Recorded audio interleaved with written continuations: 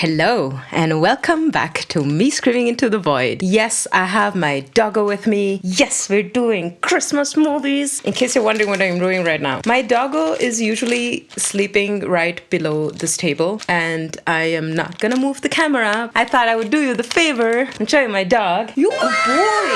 Yes, he's a good boy. He usually reacts only if I have food in my hand. So this is what you're gonna get. But that's as much as you will see because he usually is down here or he's lying back there and he doesn't get much motivated to come in front of the camera because he doesn't know what that means. And he's massive. Yes, as you can see. You want to show the people your pretty face? I hope that it has pleased the people of the void and we can get back to the important, as if my dog isn't important. We can get back to the video. Hello and welcome back to Me Screaming into the Void. As you can see, I have dressed for the occasion because of course I have. There's gonna be a lot of sacrifices and a lot of blood, guts and gore. As per usual, I saw that you liked my 12 days of snow and now we are doing 12 days of winter solstice. Hopefully that you have not seen all of them, and if you have, I apologize, but good on you. No, there will not be all the movies. Of course not, because there's gonna be more Christmases to come, more videos to be made. This is the time when we deck the halls in bones and folly. And I invite you to join me in the void as I am going to go through these 12 gems with you and explain to you why exactly they're perfect for the season. Every year, the world splits into two. A majority and then the lesser half who are snubbed away because, it's the season of hot cocoa and Hallmark movies and cozy Christmas. Blech. I do know that there are the small amount of people out there of us void floaters, and we crave primal, old-timey, carnage-filled tales. Because before Christmas was cheerful, it was actually terrifying. This list is for those who prefer their Santa with a little bit of old, monstrous folklore and whose perfect Christmas smells like pine, coal, and ancient books. The movies I've picked have cursed roads, vengeful trees, demon Santas. If you're expecting Terrifier 3 to be on this list, it will not be. If you want, you can check out the very first video I ever made on this channel. It seems like ages ago now, even though it's just been a year. We'll be talking about zombie elves and Yule logs that are watching you. So pour yourself a warm drink and come to the dark side of Christmas. First up, we have Dead End, 2003. We start very simple. There is a family in a car driving to grandma's on Christmas Eve. Innocent enough, right? In Dead End, mom and dad, played by Leland Palmer and Lynn Shay, take their kids for a ride, and like many horror dads, he chooses a shortcut through the woods. Of course he does. The road narrows, the forest grows darker, and soon they're stuck in an endless loop. It's written and directed by the French duo Jean-Baptiste Andrea and Fabrice Canepa,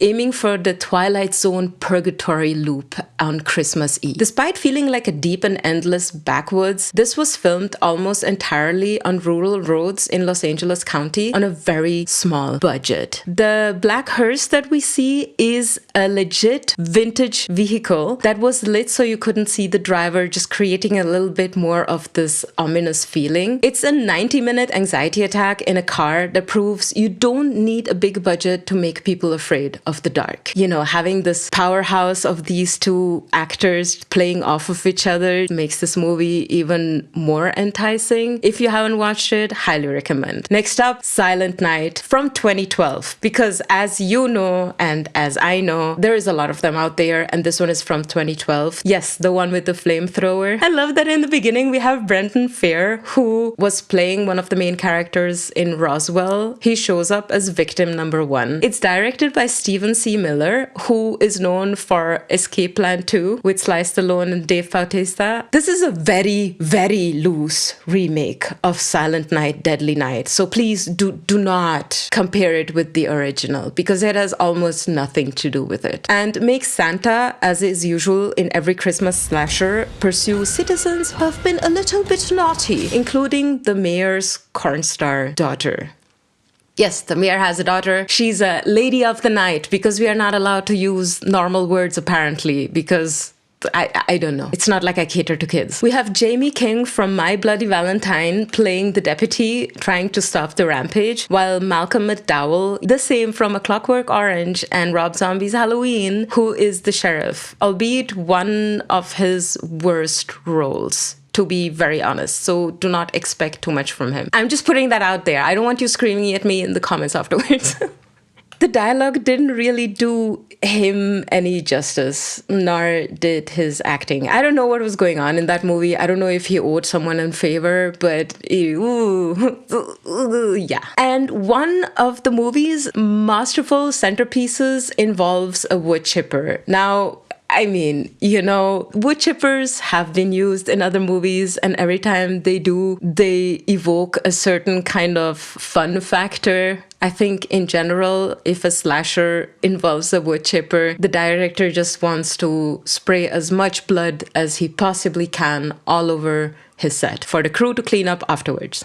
They used for that a highly detailed dummy filled with fake blood and meat and then ran it through a real wood chipper. So you can imagine the kind of mess that it made. This movie is nasty and features a flame-throwing Santa. Subtle? Not really. A fun slasher ride? Yes, indeed. Next up, Hosts from 2020. If you've ever had a holiday gathering where the vibes were off, Host cranks that unease up 100-fold. It's directed by indie filmmaker Adam Leader and Richard Oakes, who have also directed Feed Me, a very unhinged movie about a depressed man and a cannibal. I will not say more because watch it, and if you have, let me know how you like the movie. This movie takes the sweet couple next door who's joining their neighbors for Christmas dinner trope and turns it into an utter nightmare because something ancient and utterly merciless takes over. What follows is a night of Yuletide violence that feels like the darkness that lurks outside got bored of waiting and decided to come sit down at the table. The movie is not perfect, but ignoring the lack in pacing in the beginning and the fact that the acting in the beginning is subpar, to say the least, especially the mother, was I didn't like the mom, nor did I like the vibes that the mom and the father had, but it does make up in visceral visuals and great practical effects. All in all, it's very relentless. No feel-good vibes here. There is this one scene in the beginning at the dinner table that involves a hammer that instantly sets the mood for the remainder of the movie. Those glowing eyes weren't just CGI effects, they used lighting techniques on set to make the actors look more hollowed out, and the gore is practical, messy, and uncomfortably heavy. Comforted in a party, stay for the unhinged madness. Next up, Black Christmas 2006. No, we are not doing the newest Black Christmas because that one was kind of a doozy. I had my qualms with it, and also not the original Black Christmas, even though I do like the movie. Black Christmas plays in a sorority house during a snowed-in Christmas Eve and is stalked by its former inhabitant, Billy, an American-Canadian slasher remake directed by Glenn Morgan, who wrote and produced The X-Files and Final Destination. This remake leans hard into slasher candy cane territory. From the music to the decorations, it all screams Christmas, but in a very unhealthy way. Like, there is sickly yellows, the reds and greens are way too bright. It's very much in your face, but in almost a brutal way, and I enjoyed that. There was a very unbelievable shower scene. Sir, when you see it, you will know, but that shower scene, nobody showers like that. Nobody. It's just, you can't tell me. If any of you out there from the void shower the way that that woman showered, tell me, because I do not believe that anybody showers like that. It reminds me of Kill Her Goats. It's like if Unicorn had made a horror movie.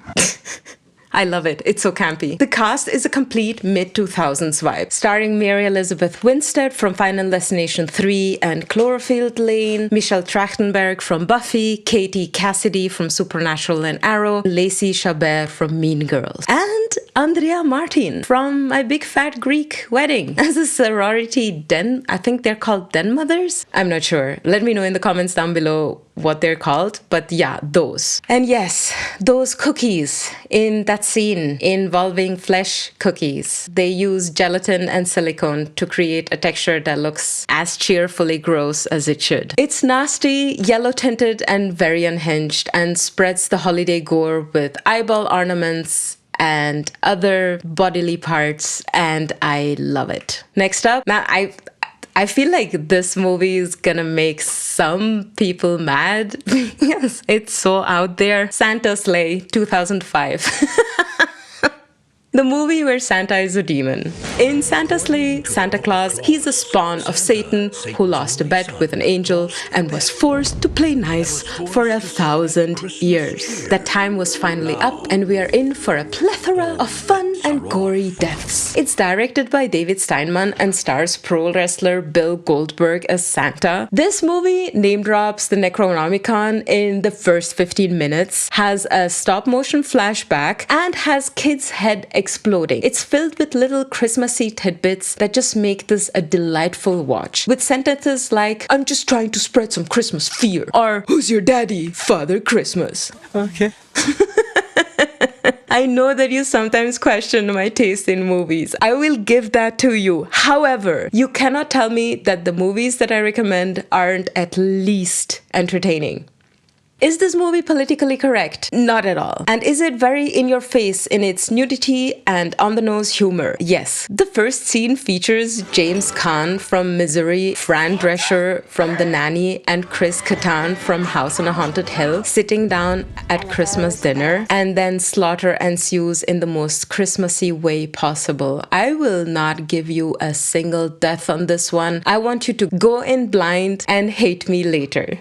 And if you've watched the movie and you already hate me now, feel free to do so in the void down below. The special effects supervisor was Leo Wieser, who is known for Scar and Prey. The Santa sleigh is pulled by a hell deer and is achieved with a mix of puppetry, and I'm not sure if it was a buffalo or a bison. I can't tell the difference, but one of the two, and they painted it white. Because the villain was played by Bill Goldberg, the stunts are all done by him and all real, which makes this even more of a fun watch than it already is. It's a pro wrestler playing a demon Santa who spears people through tables, and the main character is called Nicholas Yulson. The whole movie is a gory fun time, and please do not think too deeply about any of the things that you see in this movie and just enjoy the dumbness of it all.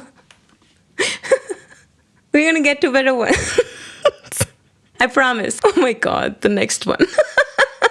I swear on everything, I do not partake in any kind of recreational stuff. This is just for my personal enjoyment and calming the demons inside my head.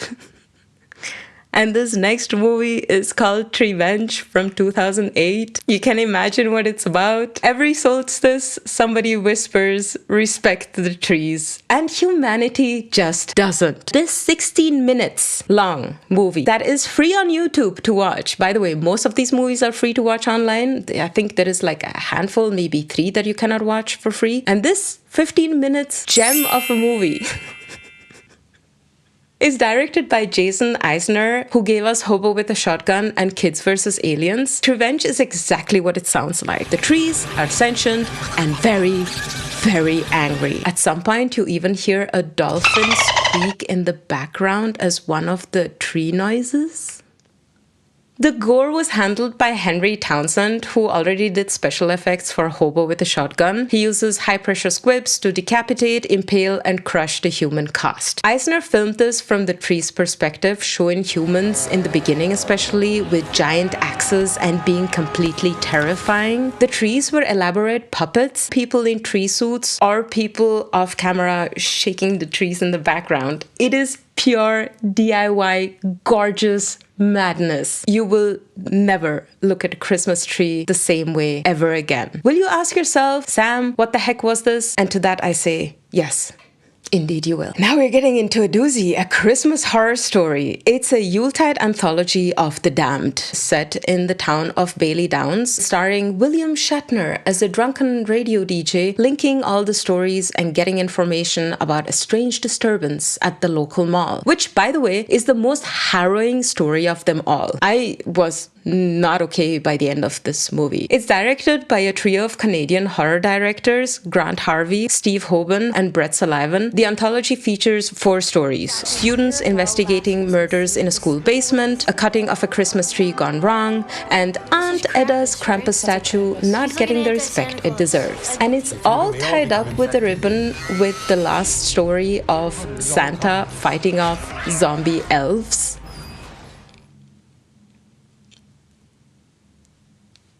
The practical effects were provided by David Scott and Farm and Dynamics, the same people behind Blackcoat's Daughter, Pyewacket, and the TV series Slasher. The Krampus suit is stunning. It's an albino horned beast played by suit actor Rob Archer, who also played in Incidents at Ghostland, just a massive guy in latex and fur. The actor playing Santa, George Buzza, is iconic to 90s kids as the voice of Beast in the X-Men animated series. It's a chaotic lineup of tales from zombie elves to William Shatner that is perfect for those who like their anthologies. Better watch out, 2016. It's directed by Chris Peckover, who also did Undocumented, which is a found footage that I haven't seen yet and I really need to watch. It starts like Home Alone, but takes a very dark turn in direction The Kids Are Not Alright Psycho Edition level. It's starring Levi Miller from A Wrinkle in Time and Olivia De Jong from The Visit. It takes the suburban Christmas trope and twists it into a tale of babysitting gone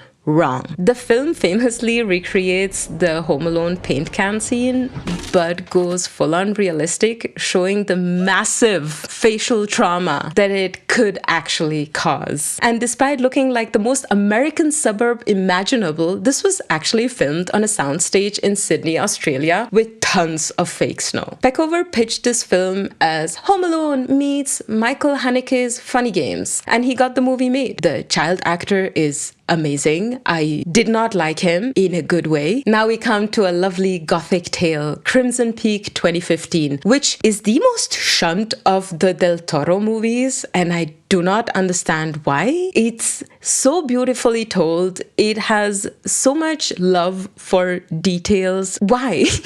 I don't get it. Guillermo del Toro, who is the one who directed Pan's Labyrinth, Frankenstein, and The Shape of Water, delivers a ghost story, giving me all I need for a cold December night when I want to feel cozy and scared. The color palette is exquisite as usual. Del Toro loves using gold, blues, and reds with a very fervent intention, especially in this movie. The beginning is primarily a golden hue with accents of red, warning us of the violence to come, and a greenish blue hue implying the Sharps' influence in the unfolding story. Edith, played by Mia Wasikowska, is an aspiring author whose life, through extenuating circumstances, leads her to marry into the family of the Sharps and arrives at a gothic, haunted mansion in the middle of winter with her husband, Thomas, played by Tom Hiddleston, and his sister, Lucille, played by Jessica Chastain. The whole movie is a love letter to gothic winter. We have snowstorms swallowing the landscapes, candlelight in the dark, and a deliciously blood-red clay rising through the white snow. Even the 3 ghosts that appear have their own color stories. Again, with the red representing violence, the black, which is that is tethered and cannot move on, and white for finding peace and being able to let go. The creature effects, once again, are just a mastery of its own. Del Toro loves practical effects, and the ghosts were performed by the legends Doug Jones, who also played in The Shape of Water and Pan's Labyrinth, and Javier Bote, who was in The Conjuring 2, The Crooked Man, and Mama, both wearing full-body prosthetic suits enhanced with digital touch-ups, obviously, because the ghosts are kind of smoky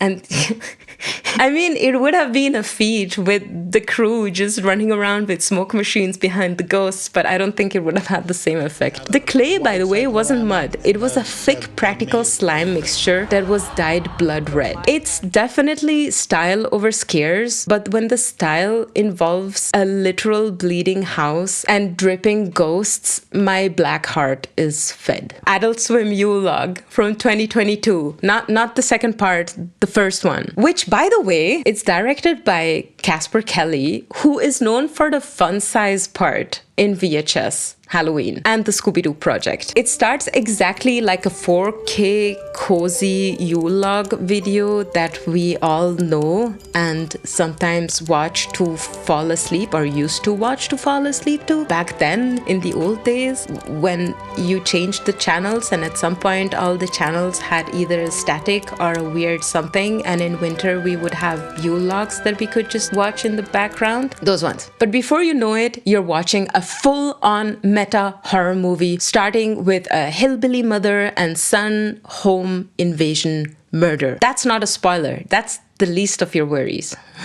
This movie takes twists and turns that you most definitely will never expect. I bet with you anything that at least 10% of the movie you will not have guessed.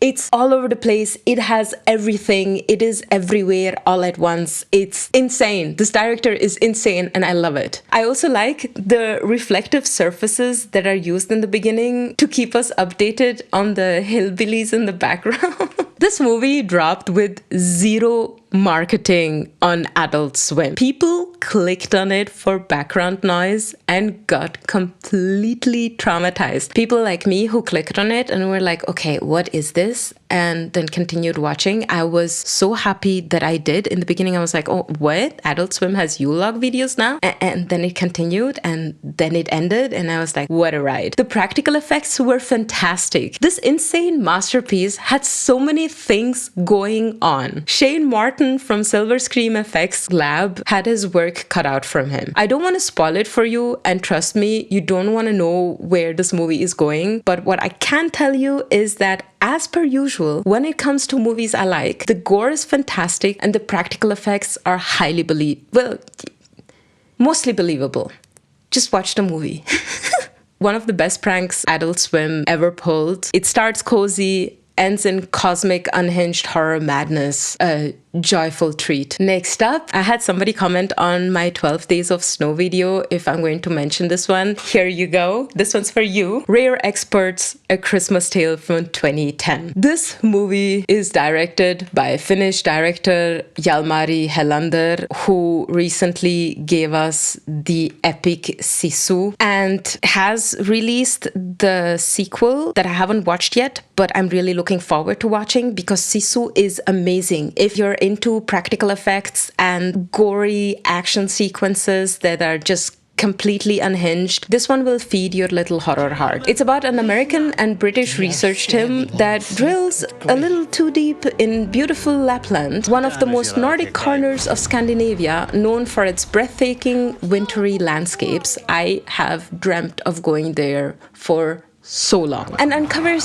something big and very much alive. The kid, played by Onni Tomila, is fantastic and brings the sense of wonder. I am not surprised because his dad is Jorma Tomila, who is the legend behind the main character in Sisu. And watching them both play off of each other in this movie is sweet. I cannot say it differently. It's just sweet. And yes, he plays also his dad in this movie, which was perfect casting. It is so good. It is so nice. It is so wondrous. And everything is pretty much told through the young boy's eyes. I'm not much for children in movies because they get traumatized or they're just bad actors. Not really, because if the kid is a bad actor, then you're a bad director. And if the kid gets terrorized, you're an even worse director. The elves were played by local Finnish actors, mostly old men who were willing to run around naked in the freezing snow. Hats off to you, good sirs. It was a pleasure to watch. That is 100% commitment. The massive Santa creature frozen in ice was a combination of forced perspective puppetry and CGI against the Finnish landscape. Naked old men and ancient Krampus-like creatures is one of the only Santa origin stories that I need. However, I think most of you will know what's coming up because now we come with the final movie that is and will always be, since 10 years, the Christmas movie I watch each and every year. Now, I have watched around 15 movies to make this list. Yeah, 3 of them didn't make it.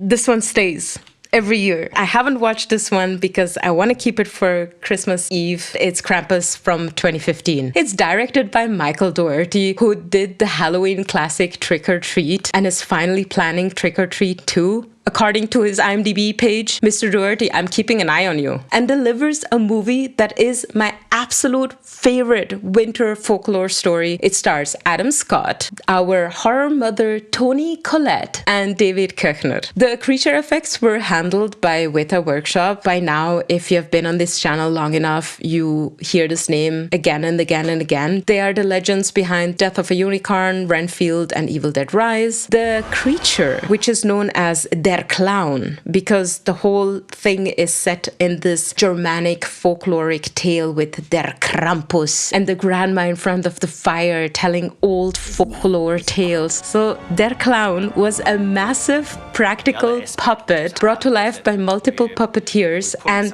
drool. I hated that drool so much. It was so gross. One of the puppeteers was inside of the body and helped create that throbbing motion that we get when he swallows things. Krampus was created by a performer in a costume with a silicone mask, foam latex hands, and extension mechanisms for even more realistic motion. Beautiful, practical effects, a joy to watch. Plus, that scene in the snow. That scene in the snow is so good. And don't forget the gingerbread cookies attack.